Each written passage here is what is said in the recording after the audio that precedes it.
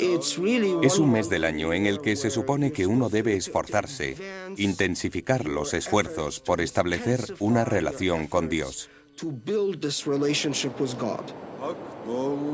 Muchos estudiosos árabes piensan que el concepto del Ramadán evolucionó a partir de una antigua tradición hebrea.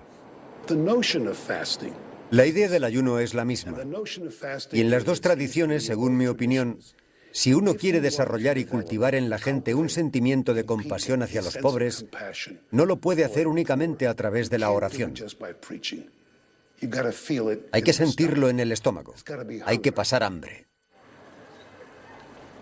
Mientras que el ayuno es una renuncia sagrada, la fiesta es una indulgencia sagrada. El Islam tiene 4 festividades sagradas a lo largo del año llamadas Eid. La que se celebra justo después del Ramadán es la gran Eid del fin del ayuno.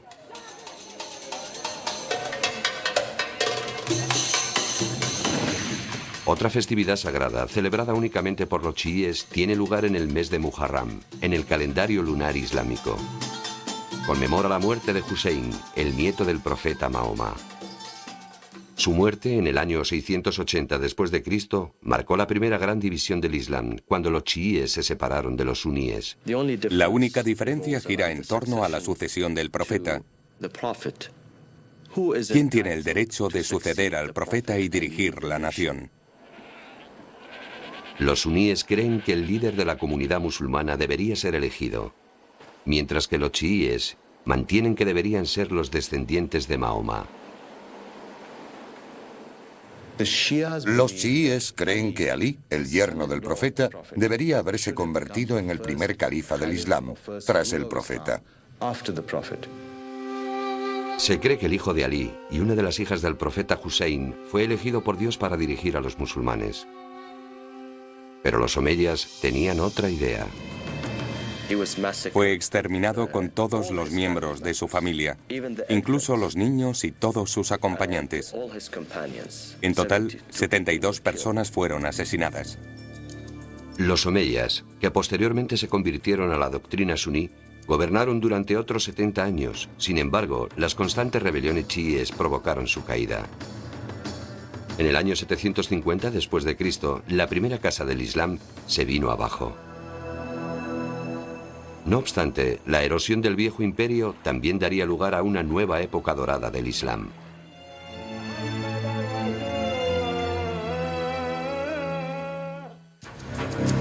Irak, una nación islámica que ha estado en desacuerdo con el mundo. Su capital, Bagdad, fue escenario de bombardeos nocturnos durante la Guerra del Golfo en 1991. Pero aquí, en el siglo VIII, el Islam dio a luz una época dorada de ilustración. Comenzó con la ascensión de la segunda gran dinastía del Islam, los abasidas, una familia descendiente del tío del profeta Mahoma, Abbas. En el centro de su imperio, los abasidas levantaron una ciudad que sería legendaria por su belleza, Bagdad. Bagdad fue construida como una ciudad cosmopolita para ser capital de un vasto imperio que abarcaba desde Asia Central hasta el Atlántico y servir de centro cultural. Los abasidas trajeron a Bagdad tesoros recientemente adquiridos durante la rápida expansión del Islam. Pergaminos de las bibliotecas de Alejandría y Pérgamo, y textos de los antiguos griegos, romanos y persas que tradujeron al árabe.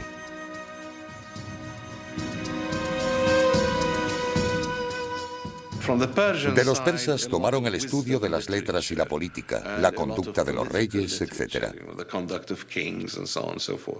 De los griegos, lo que más les interesaba era la filosofía y las ciencias naturales.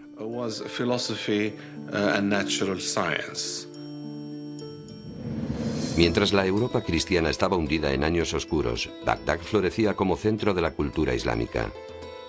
Poesía y caligrafía, arquitectura e ingeniería, ciencia y filosofía. Prosperaron muchas disciplinas y se crearon algunas nuevas. Al mismo tiempo que comenzó la traducción, empezaron a crearse nuevos métodos científicos originales, por ejemplo, la invención del campo del álgebra. En este ambiente refinado, los matemáticos árabes desarrollaron los conceptos de fracción decimal, exponentes, cálculo y trigonometría. Incluso hoy, el sistema numérico utilizado en el mundo entero es árabe. Pero fue en el estudio y la práctica de la medicina donde el Islam alcanzó auténtica notoriedad. Mientras en Europa los cristianos utilizaban el exorcismo y la sangría para tratar a los enfermos, los limpios hospitales del mundo musulmán practicaban avanzadas técnicas de cirugía, ortopedia e incluso el tratamiento de enfermedades mentales. No obstante, a finales del siglo XI el Oriente Islámico y el Occidente cristiano entraban en colisión. Las cruzadas fueron un intento de los europeos occidentales de colonizar Oriente Próximo. Comenzó cuando los turcos de la dinastía Seljuk tomaron Anatolia, cortando las rutas de los peregrinos europeos para visitar los santuarios cristianos de Tierra Santa. La Iglesia Católica respondió rápidamente. En 1095, el Papa Urbano II predicó la primera cruzada porque Jerusalén había caído en manos de los infieles. Pero Jerusalén había sido gobernada por los musulmanes durante cientos de años y nunca antes se había pensado de esa forma. Jerusalén, la ciudad de la crucifixión de Cristo y el lugar donde se encuentra el gran templo de los judíos. Pero también es la tercera ciudad más sagrada del Islam después de la Meca y Medina.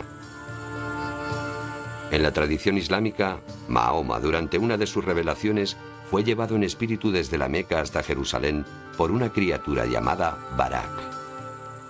Donde hoy se encuentra la cúpula de la roca, Mahoma ascendió al cielo. A excepción de la revelación del Corán, ese es el único milagro que se le atribuye a Mahoma. En aquel momento se le dio una especie de visión beatífica en la que vio todo lo ocurrido en el pasado y lo que iba a suceder en el futuro. En ese momento se encuentra con Jesús y Moisés, así que todo eso le vuelve a unir a Jerusalén y la tradición bíblica. Por supuesto, cuando regresó a la Meca fue como si no hubiera pasado el tiempo.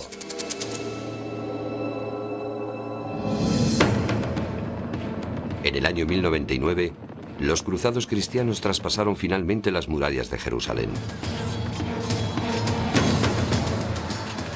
Aquella noche, 30.000 musulmanes defensores de la ciudad fueron masacrados. Por las calles corrían ríos de sangre. Durante 200 años, las tierras islámicas se enfrentaron a 6 grandes incursiones de caballeros europeos. Pero la mayor amenaza del Islam no provenía de los cruzados cristianos de Occidente, sino de los jinetes mongoles de Oriente. En 1258, los ejércitos del señor de la guerra, Hulagu, nieto de Gengis Khan, partieron de las estepas rusas para saquear la ciudad de Bagdad. La destrucción fue muy diferente de lo que los musulmanes habían visto hasta entonces. Dejando ciudades como Alepo y Damasco en llamas, los mongoles avanzaron hasta las costas de Palestina, donde en 1260 un ejército musulmán proveniente de Egipto los detuvo. Aquel fue el límite al que llegaron los mongoles en su avance hacia Occidente. Pero su reino permaneció en Irán durante varias generaciones y unos 40 años después, el Khan se convirtió al Islam. Aún así, los recién convertidos mongoles continuaron sus conquistas, llevando el Islam con ellos hasta Afganistán, China y la India. Pronto, la ciudad sagrada de la Meca se llenó de mongoles y turcos, uzbecos y afganos, mamelucos y marroquíes, haciendo la misma peregrinación que, según se dice, comenzó Abraham.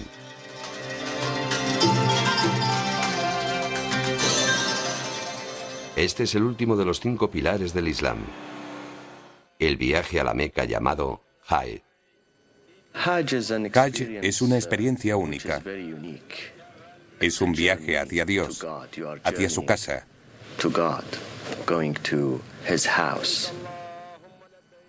La peregrinación es obligada para todos los musulmanes, al menos una vez en su vida, si tienen la necesaria capacidad física.